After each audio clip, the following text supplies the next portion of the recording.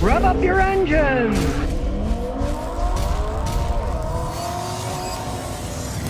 Well, the Biden administration's approving a $2 billion loan to a Nevada company to recycle car batteries, right? Lithium car batteries. So here we go. With the government giving money to companies to recycle stuff.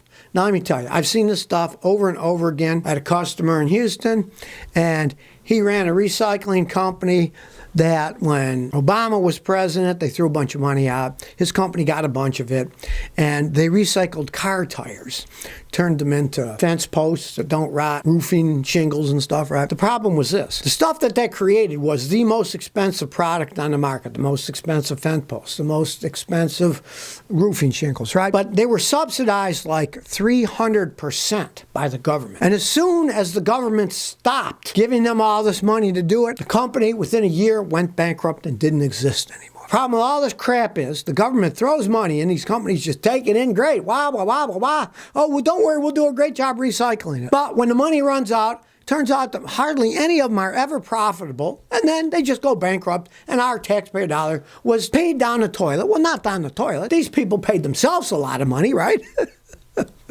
I don't know of any of them that are still operating. Just think about it. If the government's paying you 3 times what you put in yourself to make a product, and it's already the highest expensive product, as soon as the government subsidies drain up, there goes your business, because it doesn't work that way. They have no incentives to be efficient because they're getting all this government money. Now, this government money isn't set in stone yet. It's an intent to finance the project, says the Department of Energy, right?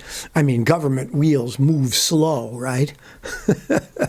But they're almost always inefficient. If they do build it, the government gives them this money. By the future, they are going to be recycling things. Who knows if the company will even be in existence again? $2 billion down the street here in Clarksville that the Obama administration put into building this whole area that was going to be a commercial area. But then the company said, oh, we're going to China instead. That money was just paid down the toilet. Now it's empty pads with dirt mounds hiding it so you can't see them when you drive down the highway. I mean, the government wastes money like no tomorrow. And anybody who thinks this stuff is all going to work out has got rocks for brains. They just keep going on and on. It's just a giant grab of money by these corporations. Oh, we're going to do this. Whatever the government says they want, they'll say, we'll do that. We'll recycle the batteries. Oh, we'll make them in the United States. We'll la.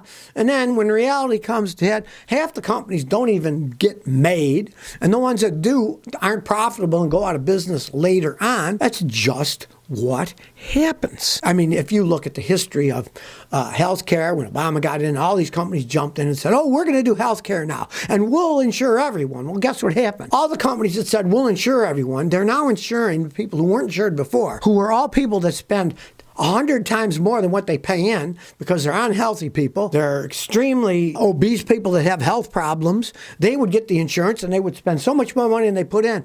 Almost all of those insurance companies went bankrupt. And that's what happens. Once the government money goes away, the companies can't stand on their own feet because they're not a viable entity. They're not something that works in our society the way it's set up. They don't work in a capitalist society. If there's a way to make money, believe me, somebody's going to think about it and do it, right? So most of the good ones are done. So if you're going to have government money to make you create some kind of a factory, odds are it's not going to make any money and it's not going to survive over time. It'll just waste our taxpayer money like they always do. Cheesy Boy says, is a 2000 Chevy Silverado a good buy? My friend's father has a 2000 Silverado. The V8 engine went out. He had a tranny rebuild about a year ago. So he's 70 years old and he kept it since it was only 1 year old. Do you think if I buy the truck and put the engine in, rebuild it, would be a good decision? It could very well be a good decision. First, you want to go look at it. Depends where you live. If the frame is all rotten and it's rusting away, leave it. It's a rusting Hulk pile of junk. But if you follow me, you'll say, don't buy these Chevy Silverado 1500s. They're junk. The newer ones are. Back in 2000, they were really well made. And those V8 engines, there's millions of them out there.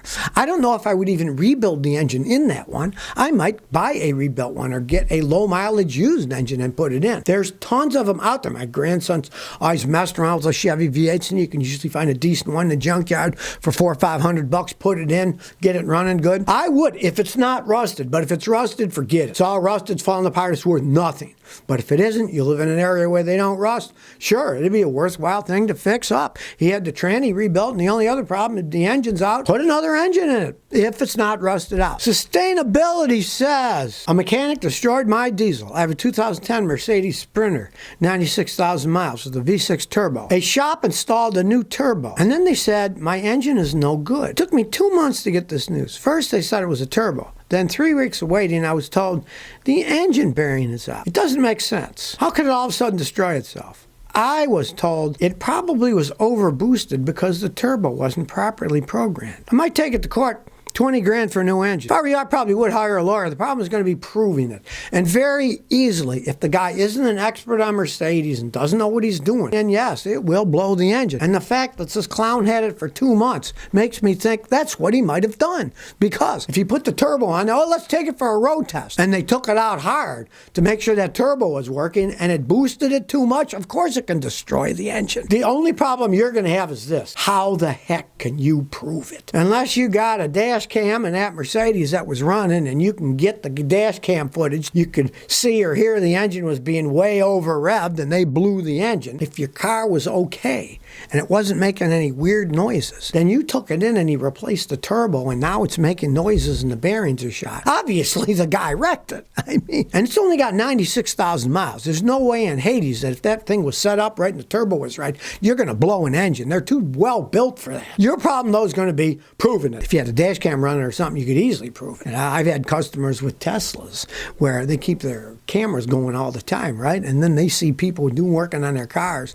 doing stuff they weren't supposed to. They call them, put their foot to the fire, say, we saw you doing this. People were dumb. They didn't realize the car was recording them the whole time while they were working on it. So that case, yeah, you got proof, but your thing is going to be how you're going to prove it. And it sounds totally logical that they blew the engine, but you're going to have to be able to prove it. That's going to be pretty hard to do. Francisco Garcia, he says, I got a 2012 Camry. I bought used 150,000 miles. I doubt the tranny fluid ever been changed. Took to a mechanic, he changed it. No problems before or after. Is this okay? Well, we better hope it's okay. You don't know the history and it's all dirty and filthy with that kind of mileage, it might cause problems. The guy probably looked at it and said, well, it's not all that dirty, and he changed it, right? Toyotas are so well made that they generally don't get too dirty. And if it's not totally filthy, go ahead and change it then, right?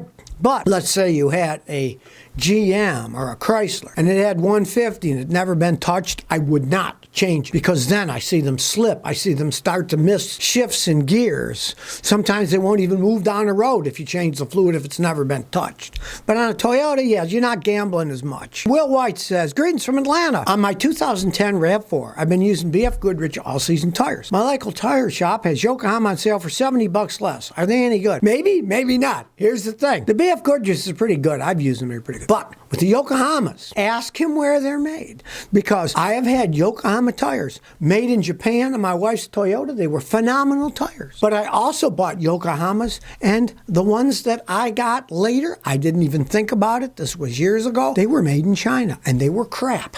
So if they're made in China, don't buy them. If they're made in Japan, someplace else, go ahead. But I would not buy Chinese-made tires. They don't hold up. They're not made all that well. So you got to see where they're made. In the United States, there's a law. Any tire sold, it's got to say somewhere in the tire where it was made, what country it was made. You see it was made in China, don't buy it. Damien Pasor said, Scotty, what are your thoughts on 07 to 12 Dodge Nitro 3.7 V6? Well, they're fast, but I personally wouldn't buy one. Those V6 engines were kind of interim engines. They had some new designs. Some of them failed, and after all, they're Dodges. You're looking at an 07. That's a 16-year-old Dodge. It may be falling apart. Now, on the other hand, if you really like them and you can find one that's got 50, 60,000 miles or something at a low enough price, it could be a fun toy. But I would not buy one of those as an everyday driver. I just wouldn't. As a toy, you might have some fun if you can get a cheap one, what the heck. But I wouldn't buy one as an everyday driver. Cameron Lewis said, I wanted to be a mechanic in the early 2000s. However, I'd rather pay one due to this new technology. Thanks for your content.